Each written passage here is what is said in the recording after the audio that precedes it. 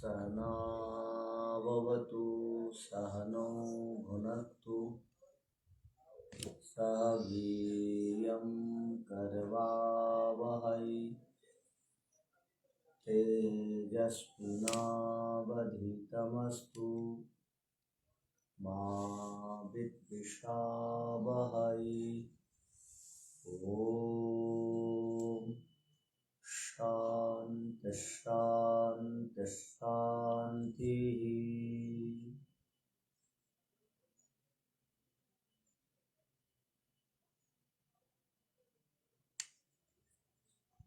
सांख्य दर्शन में चतुर्थ अध्याय का पाठ चल रहा है।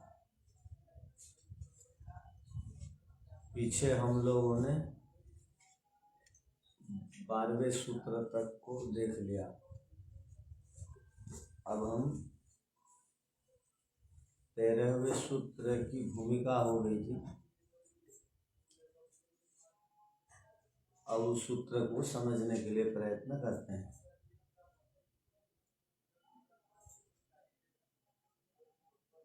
तो बहुशास्त्र गुरुपासने अपि सारादानम षट्पदवत्।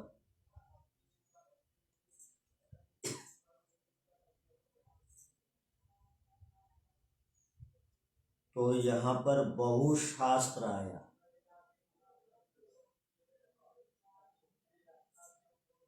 और बहुत गुरु भी अर्थ हो जाएगा। तो बहुत शास्त्र और बहुत गुरु, इनकी उपासना करने पर भी सारा दानम,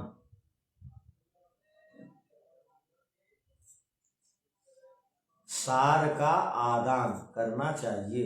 षट्पदवत्,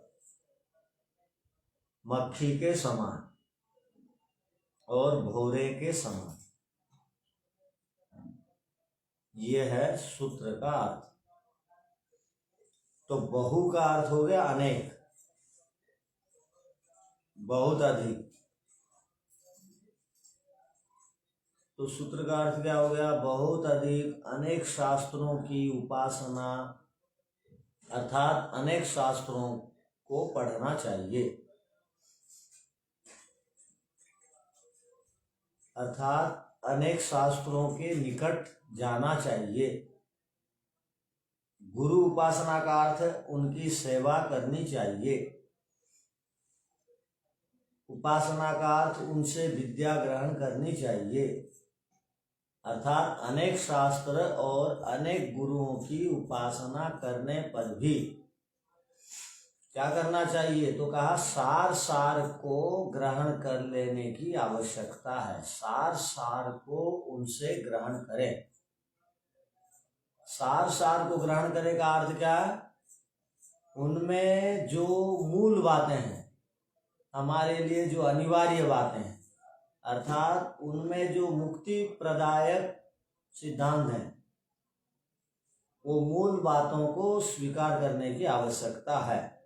जैसे मक्षी या भौरा वो फूल को तोड़ते नहीं है, फूल के रस को ग्रहण करते हैं। वैसे ही हमको शास्त्र और गुरुओं से सार सार को ग्रहण कर लेने की आवश्यकता है। शास्त्रों में जो मूल बात है उनको जानने की आवश्यकता है। तो अनेक शास्त्रों को पढ़े, मनाने, इससे तत्वों को निश्चय करने में सहायता मिलती है। आप बहुत सारे शास्त्रों को पढ़ेंगे ना, तो आप 3 तत्वों को निश्चय करने में सक्षम होंगे। एक शास्त्र को पढ़ के निश्चय नहीं किया जा सकता है, किंतु एक ही शास्त्र में लगे रहेंगे, उनकी एक एक पंक्तियों को याद करेंगे,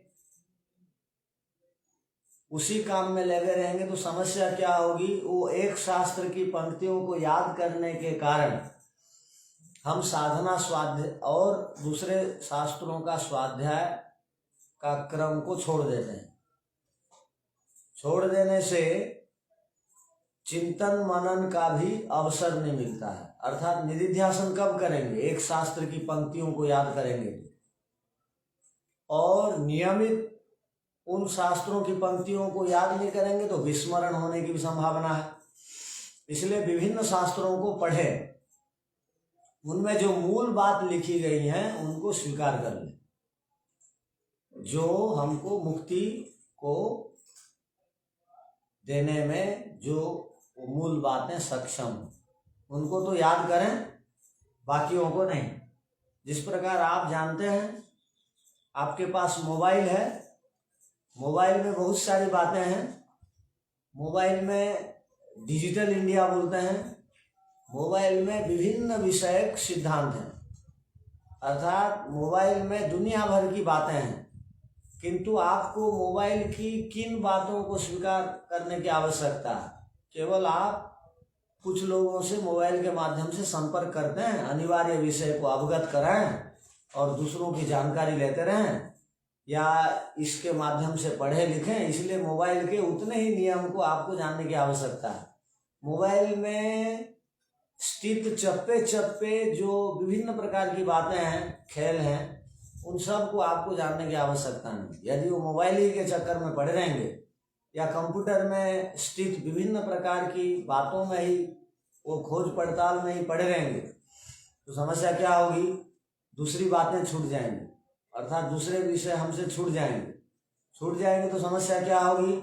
लक्ष्य से हम विचलित हो जाएंगे, साधना के लिए समय नहीं मिलेगा, और साधना करेंगे भी तो वो मोबाइल की और कंप्यूटर की और विभिन्न पुस्तकों की आलतू पालतू बातें ध्यान में आएंगी, जिससे साधना के समय लक्ष्य से विचलित होंगे, मन एकाग्र नहीं होगा। इसलिए यहाँ पर कहा गया कि बहुत सारे गुरुओं के पास बैठो उठो जाओ, किंतु उनसे मूल बातों को स्वीकार करो। बहुत सारे शास्त्रों को पढ़िए, किंतु उनकी एक एक पंक्तियों को याद करने की आवश्यकता नहीं है। जो मुक्ति प्रदायक जो बातें हैं, जो पंक्तियां हैं, उनको याद रखिए। बाकी सब एक बार पढ़ लीजिए या 2 बार पढ़ लीजिए, जिससे सिद्धांत का ज्ञान होगा, जिससे तत्व को सुनिश्चित कराने में वो शास्त्र की बातें काम में आएंगी। ये सूत्र का संपूर्ण अर्थ था। अब आप में से किसको बात समझ में नहीं आई? क्या बोला आप? तत्व को सुनिश्चित कराने से अंतिम बाकी जो बोला, तत्व को सुनिश्चित कराने से बातें याद है। जो लक्ष्य है ईश्वर प्राप्त करना, ईश्वर प्राप्त करने का जो लक्ष्य है, ईश्वर एक तत्व है। ईश्वर तत्व को शास्त्र सुनिश्चित करते हैं। विभिन्न शास्त्रों को पढ़ने से वो भिन्न भिन्न हेतुओं से ईश्वर को सिद्ध करते हैं शास्त्रकार लोग। तो हमको सहज होता है ईश्वर साक्षात्कार में, वो भिन्न भिन्न तत्वों को पढ़ लेने से, हेतुओं को जान लेने से। तो उन हेतुओं के द्वारा हम ईश्वर के विषय, ईश्वर है, उसकी सत्ता है, वही मूलाधार है, ये बात समझ में आती है। किंतु वो पंक्ति पंक्ति के पीछे पड़े रहेंगे तो ईश्वर विषय चिंतन मनन निधिध्यासन करने में हमको और समय नहीं मिलेगा, क्योंकि शास्त्र तो अनंत है, काल स्वल्प है और बाधा विघ्न बहुत सारे हैं। तो यहाँ पर कहा गया विभिन्न शास्त्रों को पढ़िए, किंतु वहां से मूल बातों को ले लीजिए। विभिन्न गुरुओं की उपासना करिए, उनसे पढ़िए, किंतु उनसे भी मूल बातों को ले लीजिए। इससे क्या सिद्ध हुआ? जीवन में बहुत गुरु करने की आवश्यकता है। अलग अलग विषयों के गुरु होते हैं और अलग अलग शास्त्र हैं। एक ही शास्त्र, एक ही गुरु से ही कल्याण नहीं होगा, इसका अर्थ हो गया। और भिन्न भिन्न शास्त्रों को पढ़ने से हानि नहीं है, भिन्न भिन्न गुरुओं की उपासना करने से हानि नहीं है। हाँ, हानि तब होगी जब एक ही के पीछे पड़े रहेंगे और निधिध्यासन छोड़ देंगे, विवेक वैराग्य से मुंह मोड़ देंगे, तो तब हानि होगी। अब सूत्र का अर्थ लिख लीजिए।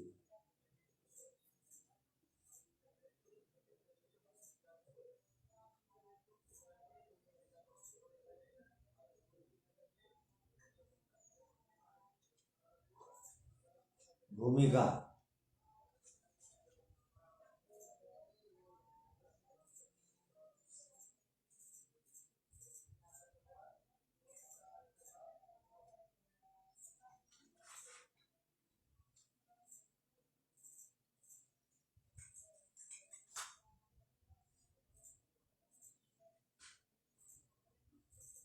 विवेकी पुरुष,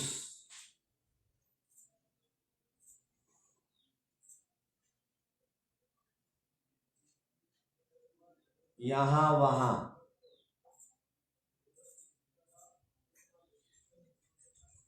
घूमता हुआ।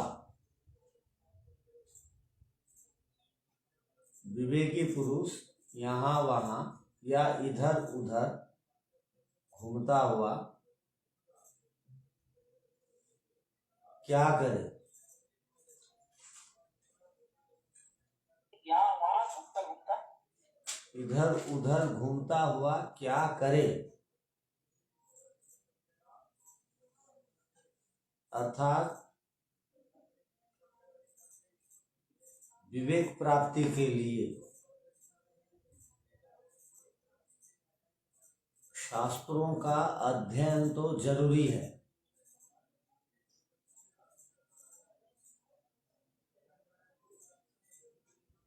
अल्प विराम। शास्त्रों के अध्ययन के लिए यहाँ वहाँ जाना भी जरूरी है।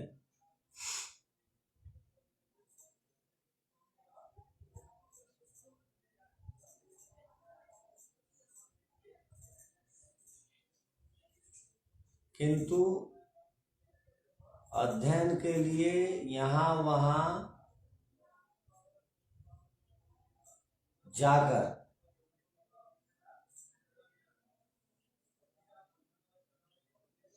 विवेकी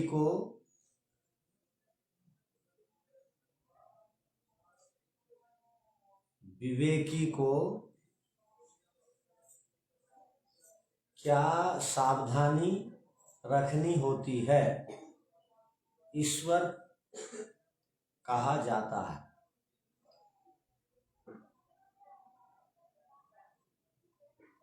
क्या सावधानी रखनी होती है, ईश्वर कहा जाता है।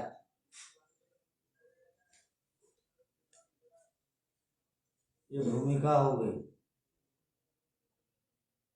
सूत्रकार, अनेक शास्त्र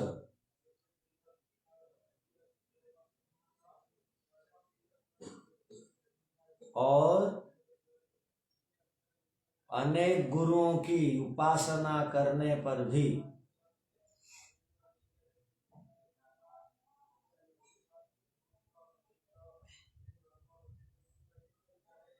यहाँ उपासना का अर्थ है शास्त्रों को पढ़ना, अल्प विराम। शास्त्रों के निकट जाना, अल्प विराम।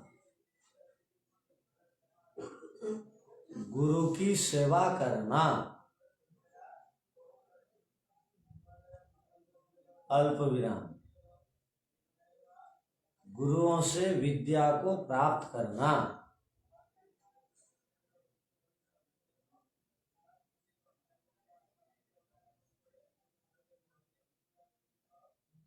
तो इतने को कोष्टक में बंद कर दीजिए। अब वह अनेक शास्त्र और अनेक गुरुओं की उपासना करने पर भी सार सार को लेने की आवश्यकता है।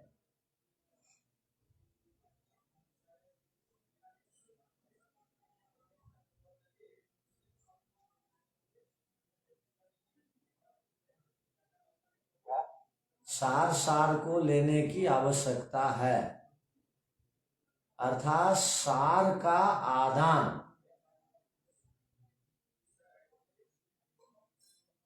विवेकी को करना चाहिए।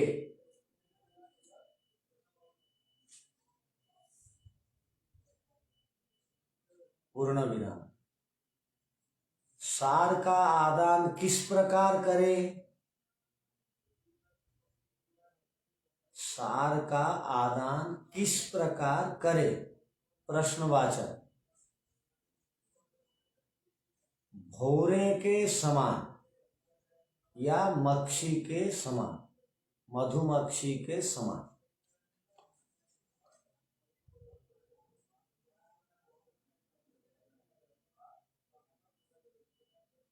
जैसे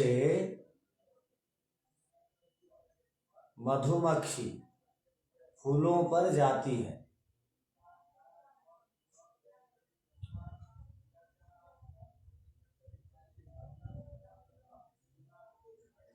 फूलों को नहीं कुचलती, नहीं तोड़ती,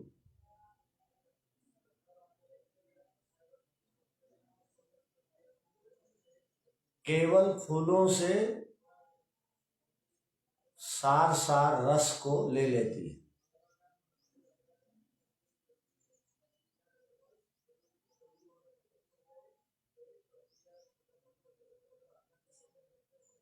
वैसे ही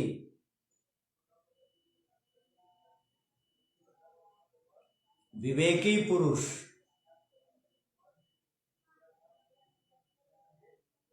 बहुत सारे शास्त्रों को पढ़ें,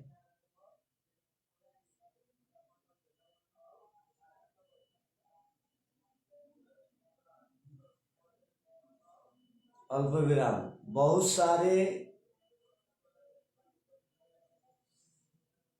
गुरुओं से संपर्क रखें,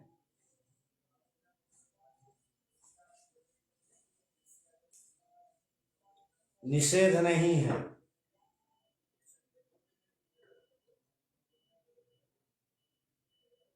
किंतु शास्त्रों की जो मूल बात है,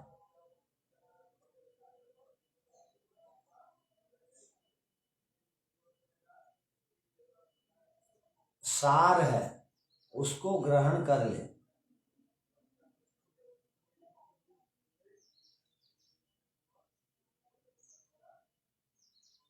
इसी प्रकार गुरुओं की जो मूल बातें हैं,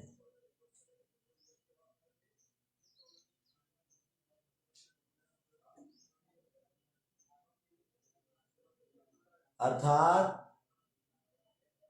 गुरुओं से मुक्ति विषय उपदेशों को ग्रहण कर लें।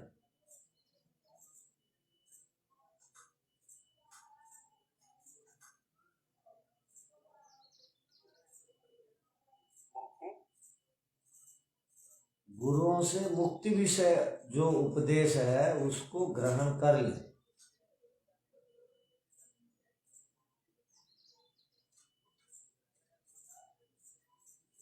अर्थात शास्त्रों से,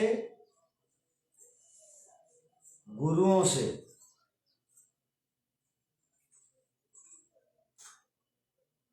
अपने से संबंधित अल्प विराम मुक्ति से संबंधित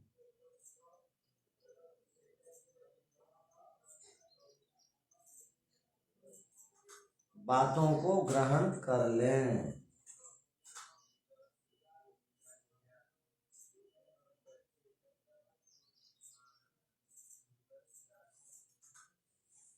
सब बातों को ग्रहण करने की आवश्यकता नहीं है।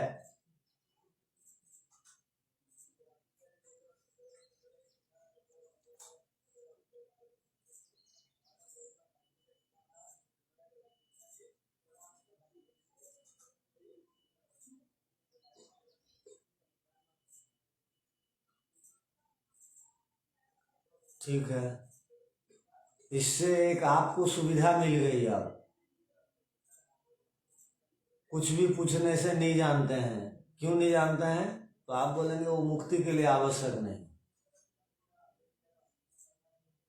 तो ठीक है, जो मुक्ति के लिए आवश्यक है वो याद कर ले।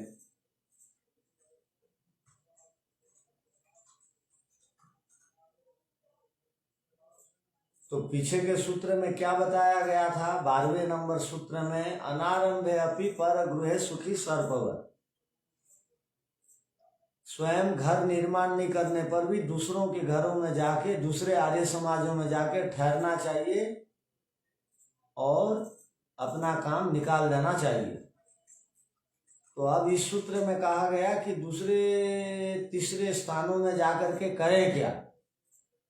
तो कहा विभिन्न शास्त्रों को विभिन्न गुरुजियों से पढ़ें। तो सब शास्त्रों को पढ़ के हम कंठस्थ कैसे करेंगे? तो कहा कंठस्थ मत करिए, जो मूल बातें हैं उनका वो सबको स्वीकार कर लीजिए बस। अब भाष्य देखिए। बहुशास्त्र गुरु उपासने अपि अनेक शास्त्राणाम अध्ययनात्, अनेक शास्त्रों के अध्ययन से, तथा गुरुणाम संसेवनात्, गुरुओं की सेवा करने से, समाश्रयात्, उनके आश्रय में रहने से, अर्थात गुरुओं के आश्रित अर्थात गुरुओं के समीप, सत्संग करने से, सारादानम षट्पदवत् भ्रमर इव सारस्य ग्रहणम कुर्यात्, भ्रमर के समान, भोने के समान सारस्य ग्रहणम कुर्यात्, सार का ग्रहण करे। विवेक दार्ढ्याय, विवेक को संग्रह करने के लिए, विवेक को दृढ़ करने के लिए, वहां पर क्या है देखिए, शब्द है विवेक दार्ढ्याय, वो ढ में हलंत नहीं है तो लगा दीजिए, विवेक की प्राप्ति के लिए। यथा जैसे, भ्रमर भ्रमर, पुष्पेभ्य फूलों से, सारम रसम गृह्णाति, सार रस को ले जाता है भ्रमर, वैसे ही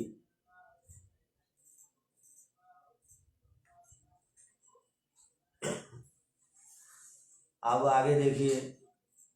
सारम गृहीत्वा स्यात् एकाग्रमनाः यतः, भूमिका में क्या कहना चाह रहे हैं कि आपने पीछे कहा सार का ग्रहण करना चाहिए। आप ऐसा क्यों कह रहे हैं? सार को ग्रहण कर लो। सार को ग्रहण करने से क्या लाभ होता है? तो आप बोल रहे हैं सार को ग्रहण करने के उपरांत क्या करें?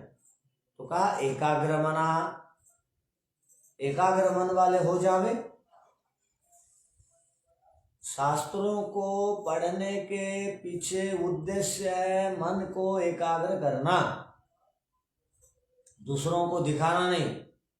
मैंने इतने शास्त्रों को पढ़ा है, दूसरों को बोलने के लिए या प्रवचन करने के लिए शास्त्रों को नहीं पढ़ा जाता। किस लिए पढ़ा जाता? तो कहा मन को एकाग्र करने के लिए शास्त्रों को पढ़ा जाता है। मन एकाग्र होता है शास्त्र पढ़ने से, और जिसने अपने जीवन में मन को एकाग्र कर लिया उसने अपने जीवन में सबसे बड़ी उपलब्धि को प्राप्त कर लिया। यदि मन एकाग्र नहीं हुआ और मृत्यु हो गई तो समस्या ही समस्या है। तो इसलिए मन को एकाग्र करने के लिए शास्त्रों को पढ़ना चाहिए। तो सार का ग्रहण क्यों करें? मन को एकाग्र करने। ठीक है, मन एकाग्र हो रहा है? नहीं। तो मन एकाग्र किस प्रकार करेंगे आप? अब उपाय बता रहे।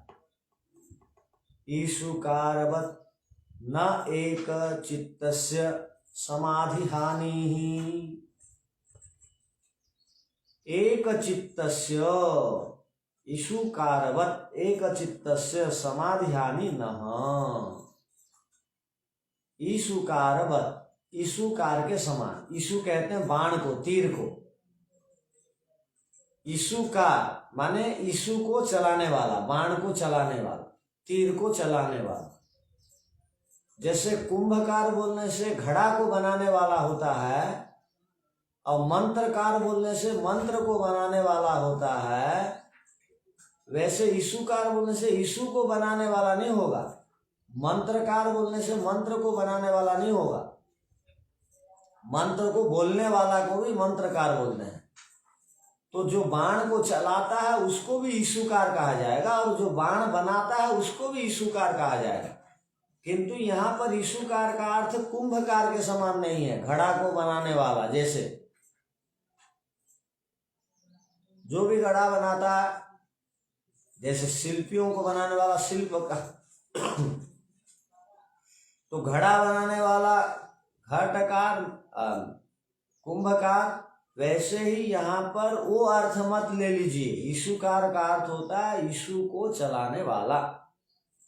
तो यहाँ क्या कहा गया? ईशुकारवत, ईशुकार के समान। एक चित्तस्य, एक चित्त का अर्थ क्या है यहाँ पर? एक चित्त का अर्थ हो गया एकाग्र चित्त वाले का। यहाँ एक चित्त का अर्थ होता है एक चित्त, ऐसा नहीं सबके शरीरों में एक ही चित्त रहता है, ठीक बात है। तो एक चित्त तो है ही, एक चित्त यहाँ क्यों कहा गया कि चित्त को एकाग्र करो। किसके समान? ईशुकार के समान। जैसे बाण को चलाने वाला, तीर को चलाने वाला क्या करता है? एकाग्र चित्त होकर के मन को इधर उधर नहीं लेता, आंख को इधर उधर करता नहीं, बातचीत करता नहीं, पूरा लक्ष्य को संधान करके तीर छोड़ता है।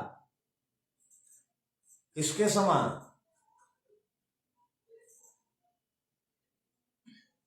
अर्जुन के समान।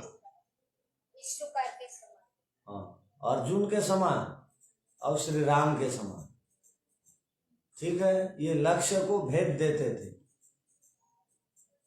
तो लक्ष्य को भेद देते थे, इसलिए ये सफलता को प्राप्त कर लेते थे एक बार में। तो जो भी चंचल मन वाला होता है वो लक्ष्य को नहीं प्राप्त करता। जो ईशुकार के समान मन वाला हो जाता है, एकाग्र मन वाला हो जाता है, उसकी समाधि हानि नहीं होती है। यहाँ क्या कहा गया? न एक चित्त से समाधि हानि, एक चित्त वाले की हानि नहीं होती है समाधि की, अर्थात वो समाधि को प्राप्त कर लेता है, अर्थात वो लक्ष्य को प्राप्त कर लेता है, अर्थात वो मुक्ति को प्राप्त कर लेता है। समाधि की हानि नहीं होती। अब जिसकी भी समाधि नहीं लगती है वो ईशुकार के समान मन वाला नहीं है, ऐसा आप अर्थ निकाल सकते हैं। जो भी एकाग्र मन वाला है वो ईशुकार के समान है, और जो भी ईशुकार के समान मन वाला होगा उसकी समाधि लग जाएगी, उसकी समाधि नहीं टूटेगी। अर्थात समाधि माने समाधान मिल जाएगा, सारे संशय उसके समाप्त हो जाएंगे, सारे क्लेश उसके दग्ध हो जाएंगे। तो जिसके जीवन में कोई संशय नहीं, कोई जानने का शेष नहीं रहा गया, वो समाधि को प्राप्त हो गया। समाधि को ही महर्षि दयानंद जी सत्यार्थ प्रकाश में समाधान लिखते हैं। अर्थात उसका और कोई संशय नहीं है, कोई जानने का नहीं है। जो जानना था जान लिया, जो पाना था पा लिया, ये स्थिति को वो प्राप्त हो जाता है। तो जो जानना था जान लिया, जो प्राप्त करना था प्राप्त कर लिया। संसार में भी बहुत सारे लोग बोलते हैं, बिल्डिंग बनाने वाले, अपने घरों में बच्चों को शादी ब्याह कर देने वाले, उनको पढ़ा लेने वाले भी बोलते हैं मुझे जो करना था अब कर लिया, किंतु बेचारे मन से दुखी रहते हैं। बाहर दिखाने के लिए तो बोल देते हैं, उनका मन बड़ा व्यथित रहता है, चिंतित रहता है, दुखी रहता है, क्लेशों में ओतप्रोत रहते हैं। जैसे घट घट में प्रभु रमे हुए हैं ना, सओतप्रोतश्च विभु प्रजासु। जिसको समाधि नहीं मिलते उसके घट घट में, उसके अंग अंग और लोमस लोमसों में, लोम लोम में उनके चिंता, उनकी चिंता रहती है। तो यहाँ पर कहा गया ईशुकारवत न एक चित्तस्य समाधि हानि ही। सूत्र सरल है ना? आप में से कौन इसका अर्थ को बताने में सक्षम है?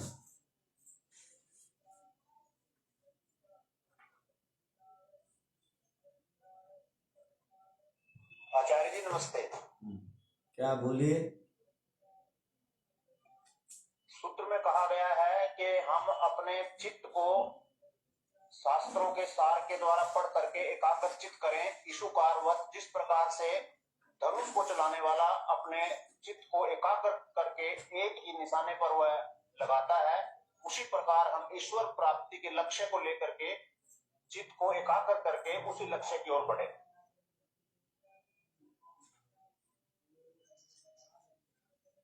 पूरा हुआ क्या अर्थ?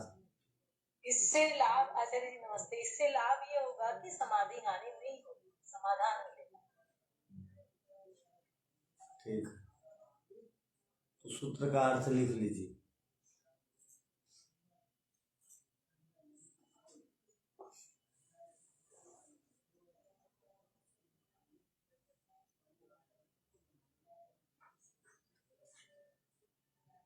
अनेक शास्त्र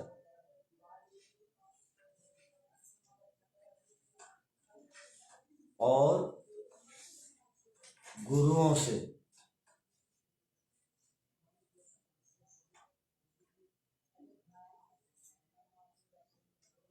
सार को ग्रहण करके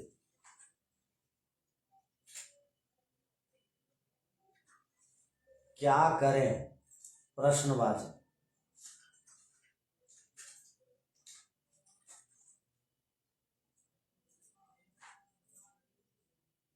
क्या करें?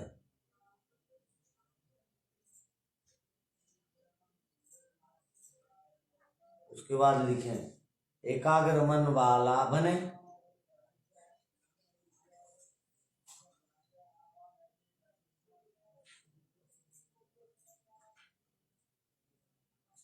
एकाग्र मन वाला होने से क्या लाभ? तो यहां कहा गया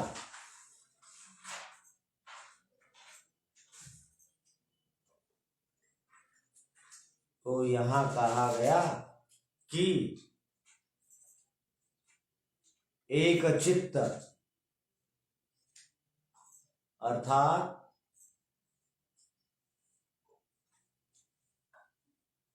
एकाग्र चित्त वाले की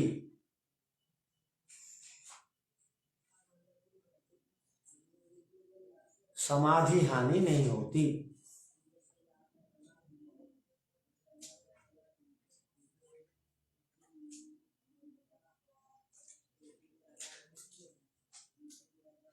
पूर्ण विराम। एकाग्र चित्त वाले को समाधान मिल जाता है,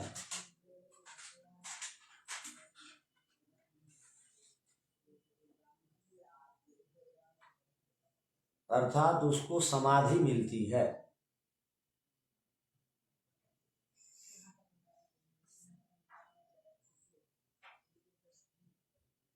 अर्थात वह सफल होता है।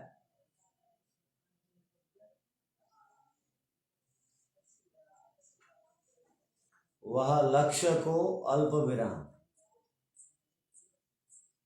मुक्ति को प्राप्त हो जाता है। पूर्ण विराम। किसके समान? किसके समान? यीशु को धारण करने वालों के समान। यीशु बराबर तीर बराबर वाण को धारण करने वाले के समान।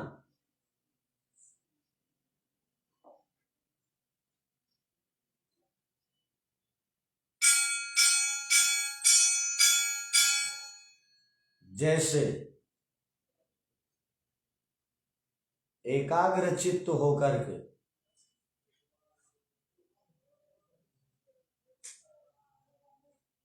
तीर को चलाया जाता है,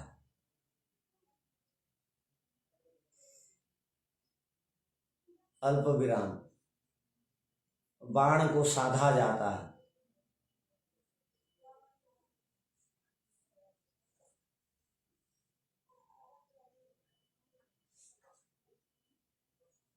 वैसे ही एकाग्र चित्त होकर, वैसे ही एकाग्र चित्त होकर के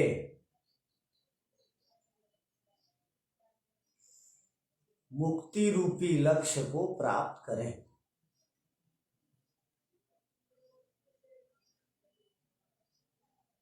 इससे समाधि की हानि नहीं होगी।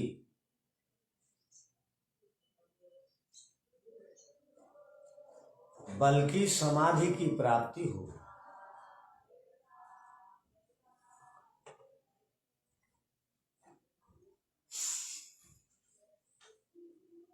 अब देखिए भाष्य को।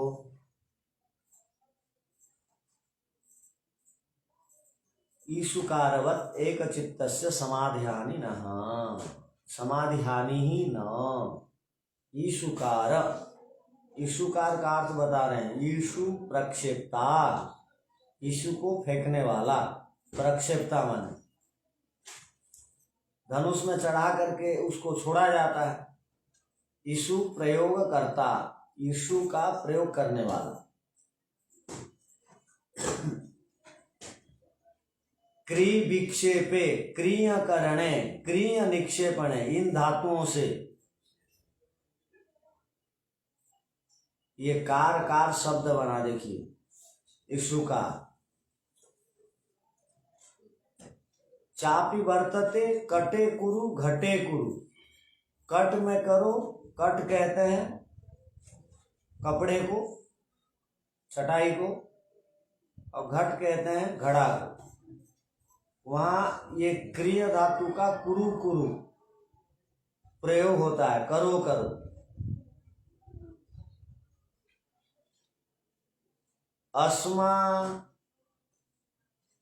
अस्मानम इतः कुरु, पत्थर को यहां से वहां ले जाओ। स्थापय, वहां रखो, ऐसा कहा जाता है। कुरु माने यहां से वहां रखो, बनाओ। अनेन ईशुकार, ईशु प्रक्षेपता, इसी से ईशुकार का अर्थ होता है ईशु को फेंको। जैसे पत्थर को यहां से वहां लो, ऐसे ही ईशु को यहां से वहां फेंको। तथा कन्याया दक्षिणतः उदंगमुखो मंत्रकार 12 गृह सूत्रम, एक ग्रंथ का नाम है गृह सूत्र का। वहां लिखा है कन्या के दक्षिण की ओर, उदंग माने बैठ करके उत्तर की ओर मुख करने वाला मंत्रकार, मंत्र का उच्चारण करने वाले को मंत्र का। तो यहाँ व्याकरण से संबंधित कुछ बातें बताई गई। क्यों बताई गई? कहीं ईशुकार का अर्थ ये मत ग्रहण कर लेना क्या को कि जो बाण को बनाता है वो ईशुकार है, बल्कि यहाँ पर ईशुकार का अर्थ है कुंभकार। कुंभ को बनाने वाले के समान अर्थ नहीं होगा, बल्कि बाण को फेंकने वाला ऐसा अर्थ होगा।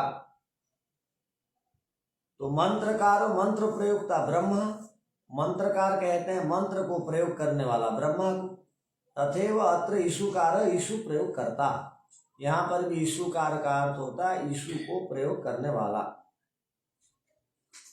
तस्य ईशु प्रक्षेप्तु, ईशु प्रयोग करते यथा एक चित्तस्य, जैसे ईशु को फेंकने वाला, ईशु का प्रयोग करने वाला, जिस प्रकार एक चित्तस्य, एकाग्र चित्त होकर के स्थितिर्भवति, वह एकाग्र होकर के स्थिति अर्थात वह लक्ष्य को प्राप्त होता है। तदानीं न स लक्ष्यम विहाय अन्य मना भवति, वो जब अपनी एकाग्र स्थिति को बनाता है तो उस समय वो अपना लक्ष्य को छोड़ करके अन्य मना, मन को और दूसरे कार्यों में नहीं लगाता। न अन्यान पश्यति, वो दूसरों को नहीं देखता। तथैव उसी प्रकार विवेकी न, विवेक की इच्छा रखने वाले, मुक्ति की इच्छा रखने वालों को यहाँ पर विवेकी कहा गया। एक चित्तस्य सतः, एक चित्त वाला होता हुआ समाधि हानि न भवति, वो एक चित्त वाला जब हो जाता है तो उसकी समाधि की हानि नहीं होती, वो समाधि को प्राप्त कर लेता है। ये सूत्रकार और भाष्यकार बताते हैं।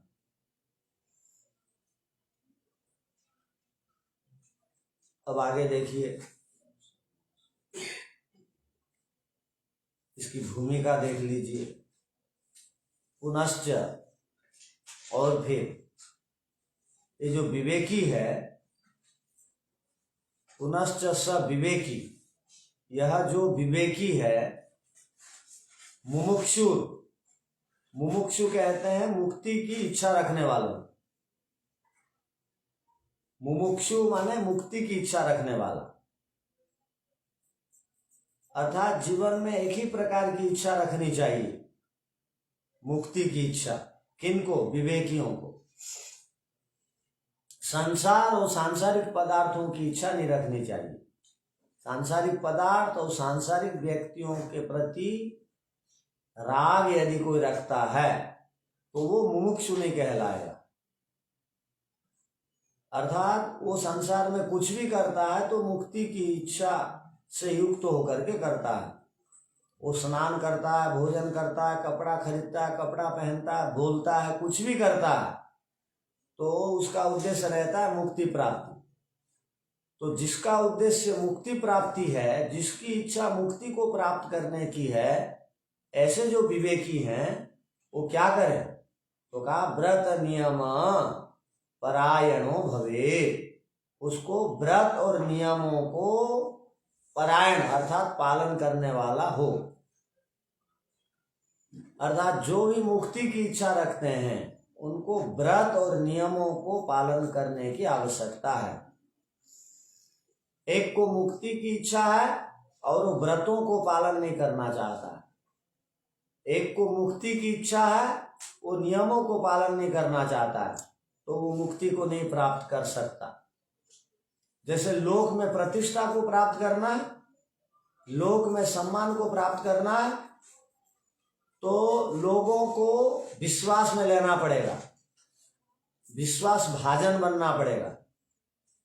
यदि लोक में सम्मान को प्राप्त करना है और लोगों का विश्वास भाजन नहीं हुए तो लोक में हमको प्रतिष्ठा नहीं मिलती।